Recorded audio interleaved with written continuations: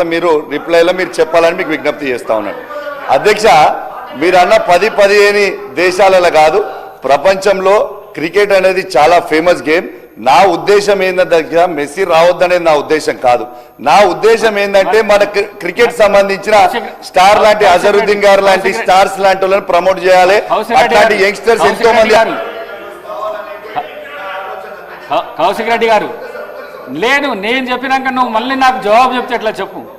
ఇప్పుడు అది 10-12-15 దేశాలకు సంబంధించిన క్రికెట్. అది మన దగ్గర ఎక్కువ నడుస్తుంది, మనం దాని గురించి ఎక్కువ ఆలోచన చేయాలి. కానీ మీకు తెలియదంటే నేను ఏం చెప్పాలి చెప్పు, మాట్లాడండి. అయితే అధ్యక్ష 100% ఓకే, మీరు దాని లోపల పోకుండా సబ్జెక్ట్ లోపల పోతా అధ్యక్ష. క్రికెట్ గ్రౌండ్ కూడా అధ్యక్ష, క్రికెట్ గ్రౌండ్లో ఫుట్బాల్ మ్యాచ్ పెట్టిన తర్వాత మళ్ళీ క్రికెట్ గ్రౌండ్ రిపేర్ చేయడానికి ఎన్నో కోట్ల రూపాయలు ఖర్చు అయింది. మళ్ళీ దాన్ని కూడా సెట్ చేయడానికి క్రికెట్ గ్రౌండ్ కూడా సెట్ చేసి మీకు తెలియజేస్తా ఉన్నాను. సరే, దాని లోపల పోకుండా ఒక యువ శాసనసభ్యునిగా అధ్యక్ష, యూత్కి కేసీఆర్ గారు ఏం చేసిండ్రో ఒక్కసారి ఈ సభ ద్వారా యావత్ తెలంగాణలో ఉన్న యువతకి మొత్తం కూడా తెలిసేలాగా మరొకసారి గుర్తు చేస్తా అని చెప్పి సందర్భంగా తెలియజేస్తా ఉన్నాను అధ్యక్ష.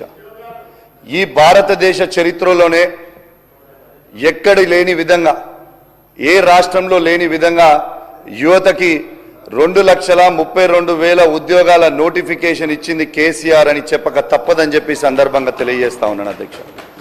ఆ 2,32,000 నోటిఫికేషన్లలో 1,60,000 ఉద్యోగాలు ఇచ్చింది కేసీఆర్ గారు అని చెప్పక తప్పదు అధ్యక్ష అని చెప్పి సందర్భంగా తెలియజేస్తా ఉన్నాను అధ్యక్ష. ఇంకా 60,000 ఉద్యోగాలకు కూడా, మిగిలిన 60,000 ఉద్యోగాలకు కూడా నోటిఫికేషన్ ఇచ్చింది, ఎగ్జామ్ కండక్ట్ చేసింది మొత్తం కూడా కేసీఆర్ గారని చెప్పక తప్పదని చెప్పి సందర్భంగా తెలియజేస్తా ఉన్నాను అధ్యక్ష. 2,32,000 ఉద్యోగాల నోటిఫికేషన్ల ఇలా కేసీఆర్ గారు 2,20,000 ఉద్యోగాలు ఇచ్చింది ముమ్మాటికి కేసీఆర్ గారని చెప్పక తప్పదని చెప్పి సందర్భంగా తెలియజేస్తా ఉన్నాను అధ్యక్ష. అధ్యక్ష, నేను సవాల్ విసురుతా ఉన్నాను అధ్యక్ష, ఇక్కడి నుంచి ఈ కాంగ్రెస్ బీజేపీ పరిపాలిస్తున్న ఏ రాష్ట్రంలో సరే ఈ భారతదేశంలో కేసీఆర్ గారు ఇచ్చిన దానికంటే ఎక్కువ ఉద్యోగాలు, గవర్నమెంట్ ఉద్యోగాలు ఇచ్చినట్టు చూపిస్తే నా ఎమ్మెల్యే పదవికి నేను రాజీనామా చేయడానికి కూడా సిద్ధంగా ఉన్నానని చెప్పి సందర్భంగా తెలియజేస్తా ఉన్నాను అధ్యక్ష.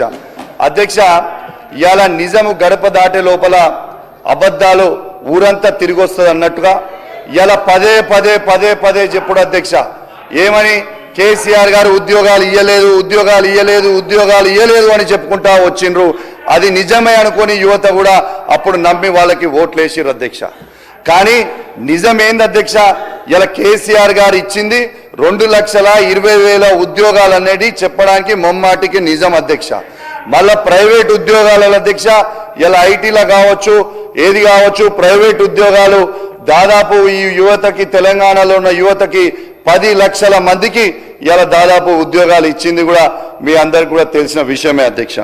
అధ్యక్ష, ఇలా ఒక్కసారి వీళ్ళు ఇచ్చిన యూత్ డిక్లరేషన్ ఒక్కసారి వీళ్ళందరికీ కూడా గుర్తు చేయాలి అధ్యక్ష. ఒక బాధ్యత గలగా శాసనసభ్యునిగా ఇలా యూత్ డిక్లరేషన్ అనేది ఏం చేసిర్రు అనేది ఖచ్చితంగా ఒక్కసారి యువకులందరూ కూడా వింటా ఉన్నారు. కాబట్టి ఇలా బాధ్యత గల ప్రతిపక్ష నాయకునిగా ఇలా సభా దృష్టికి ఒక్కసారి ఇచ్చిన హామీలు కూడా గుర్తు చేయాలని విజ్ఞప్తి చేస్తా ఉన్నాను అధ్యక్ష. ఇలా వీళ్ళందరూ అధ్యక్ష మేనిఫెస్టోలో పెట్టినరు. ఏమని పెట్టిర్రు అధ్యక్ష, మొట్టమొదటి సంవత్సరమే 2 లక్షల ఉద్యోగాలు ఇస్తామన్నారు అధ్యక్ష. మరి 2 లక్షల ఉద్యోగాల హామీ ఎటుపోయింది, మరి ఆ జాబ్ క్యాలెండర్ ఎటుపోయింది అని మేము అడుగుతా ఉన్నాం అధ్యక్ష. దాంతో పాటు అధ్యక్ష, తొలి ఏడాది ఎస్సీ ఎస్టీ బీసీ మైనారిటీలకి బ్యాక్లాగ్ లో ఉన్న ఉద్యోగాలని మొత్తం కూడా నింపుతామన్నారు అధ్యక్ష. అవి ఎక్కడికి పోయినాయి అని చెప్పి మేము అడుగుతా ఉన్నాం అధ్యక్ష. ఇలా ప్రతి ఏడాది జూన్ 2వ నాటికి ఎక్కడెక్కడ వేకెన్సీస్ ఉన్నాయో మొత్తం కూడా ఏ శాఖల ఎన్ని వేకెన్సీస్ ఉన్నాయో అవి డిక్లేర్ చేస్తామన్నారు అధ్యక్ష. అవి ఎందుకు ఇప్పటివరకు ఇంకా డిక్లేర్ చేయలేదని అడుగుతున్నాం అధ్యక్ష. సెప్టెంబర్ 17 వరకే అవన్నీ కూడా డిక్లేర్ చేసి అవన్నీ కూడా మళ్ళా ఫిల్ చేస్తామని చెప్పారు అధ్యక్ష. అవి ఎక్కడికి పోయినాయని మేము అడుగుతా ఉన్నాం అధ్యక్ష. ఇలా నిరుద్యోగులకి ఉద్యోగం ఇచ్చే వరకు 4,000 నిరుద్యోగ భృతి ఇస్తామని చెప్పిండ్రు అధ్యక్ష. మరి ఆ 4,000 నిరుద్యోగ భృతి ఎట్టుపోయిందని మేము అడుగుతా ఉన్నాం అధ్యక్ష. ఇలా ఇవన్నిటికీ కూడా మీరు జవాబు చెప్పాల్సిన అవసరం ఉంది అధ్యక్ష. ఇలా పదే పదే మీరు మేము 60,000 70,000 ఉద్యోగాలు ఇచ్చినామని చెప్తా ఉన్నారు. ఇలా 60,000 70,000 ఉద్యోగాలు మీరు ఇవ్వలేదు. ఇలా కాంగ్రెస్ ప్రభుత్వం వచ్చిన తర్వాత కేవలం ఉద్యోగాలు ఇచ్చింది కేవలం 10,000 మాత్రమే. ఇది ముమ్మాటికి నిజం అని చెప్పి సందర్భంగా మీకు తెలియజేస్తా ఉన్నాను అధ్యక్ష. మీ అందరు కూడా ఒక్కసారి ఆలోచిస్తే కరోనా టైంలో లాక్డౌన్ చూసినాం, కానీ ఇప్పుడు కాంగ్రెస్ టైంలో ఇలా నోటిఫికేషన్లో లాక్డౌన్ చూస్తా ఉన్నాం అధ్యక్ష. ఇలా ఎందుకు ఇస్తలేరు అని చెప్పి మేము అడుగుతా ఉన్నాం. ఇలా తెలంగాణలో ఉన్న ప్రతి యువకుడు ఈ జాబ్ క్యాలెండర్ సంబంధించిన 2 లక్షల ఉద్యోగాలు ఎప్పుడు ఇస్తారు అని ఎదురు చూస్తా ఉన్నారు. కనీసం ఈ బడ్జెట్ బుక్ మొత్తం చదివి చూసిన అధ్యక్ష తిప్పి ఎక్కడన్నా ఒక్క దగ్గరన్నా ఈ 2 లక్షల ఉద్యోగాల గురించి ఎక్కడన్నా ప్రస్తావన ఉందేమో అని చూస్తే దాని ఊసే లేదు అధ్యక్ష. ఇది చాలా చాలా బాధాకరం అధ్యక్ష.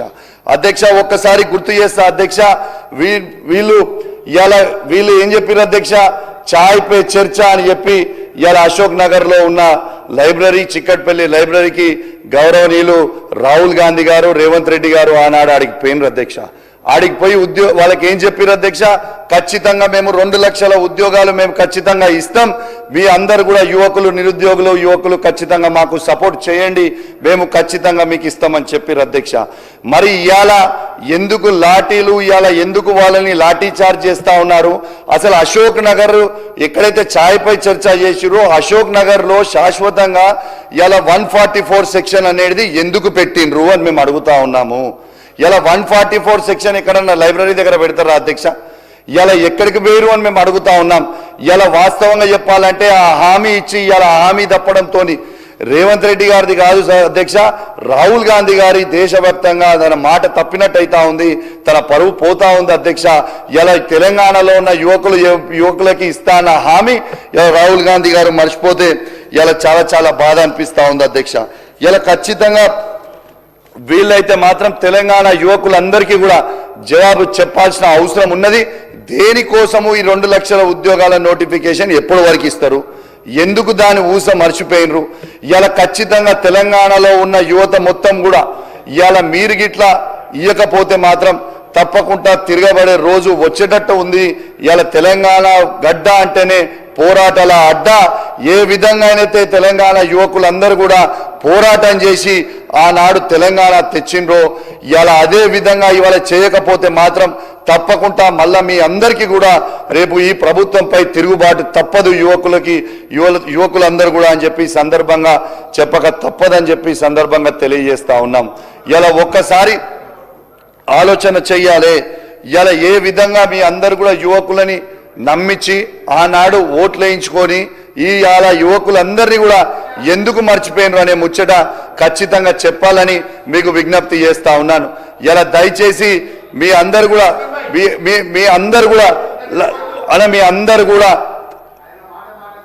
యువకుల గురించి మాట్లాడుతున్నారు కదా అధ్యక్ష. ఉస్మానియా యూనివర్సిటీ విద్యార్థులు ఉద్యమం కోసం ప్రాణాలు పరంగా పెట్టినటువంటి ఆ ఉస్మానియా యూనివర్సిటీ లోపల ఈ 10 సంవత్సరాలు రాజ్యం ఏలినటువంటి వారు అక్కడున్నటువంటి పరిస్థితుల్లో కూడా కంచెలు పెట్టి పోలీస్ పికెటింగ్ పెట్టి ఎంత అత్యంత దారుణంగా వారి యొక్క రాజ్యం